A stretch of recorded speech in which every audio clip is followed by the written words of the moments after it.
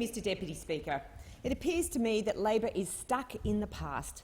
They do not understand the fundamentals of a modern economy, nor do they seem to understand that we have been through a global pandemic that has not been seen with an economic shock for more than a century. It's important for us to understand that we on this side get economics, we get finance. We understand that one of the best ways to increase wages is to decrease tax. That means that families, individuals, Australians can take home more pay. We understand this. This is fundamental to the way that we approach things. And we have been doing this from the very first time that I came to this House. And I'm very proud, as a member of this 46th Parliament and a member of the Morrison government, that we have been supporting tax cuts from the get-go. And we're supporting this to ensure that Australians keep more of what they earn in their pocket.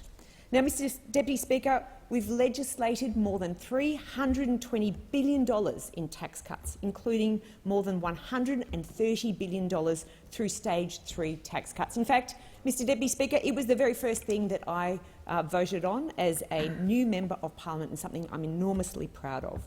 We've provided more than $40 billion in tax cuts that have now flowed to more than 11 million Australians since the start of the pandemic. And around $12 billion in support will flow to more than 10 million Australians when taxpayers lodge their tax returns from July 1, 2022. More than $16.5 billion in tax cuts will flow to more than 12 million Australians in this next financial year because of our permanent tax cuts implemented in the 2020 to 2021 budget. More than $93 billion in tax cuts will flow to more than 13 million Australians over the 3 years in the forward estimates. Now, Mr Deputy Speaker, what does this mean? What's the practical implications of these massive tax cuts to the Australian people? Well, someone who's on a median income and earning around $60,000 will be $7,980 better off by the end of this financial year compared with the 2013 to 2014 income tax settings. An average full-time income earner on around $90,000 will be $8,655 better off by the end of 2022 to 2023 financial year compared with the 2013-2014 income tax settings. So we understand the fundamentals that tax cuts mean Australians can take home more pay, and that means they have more spending power to spend into the economy. Now, Mr Deputy Speaker, by contrast, Labor took $387 billion of high taxes to the 2019 election.